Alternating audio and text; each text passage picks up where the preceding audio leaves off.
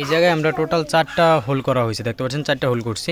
তো এই 4টা হোল করতে আমাদের যদি আমরা হাতুড় চিনি বা অন্যান্য মেশিন দিয়ে ছিদ্র করতাম, তো সেক্ষেত্রে দেখা যেত আপনার 1 থেকে 1.5 ঘন্টা বা 2 ঘন্টা, যদি হাতে করতো তো সেক্ষেত্রে 2 ঘন্টা 2.5 ঘন্টা লেগে যেত। কিন্তু আমরা মাত্র 20 মিনিটের ভিতরে আমরা এই 4টা হোল করে ফেলছি কোর কাটিংয়ের মাধ্যমে।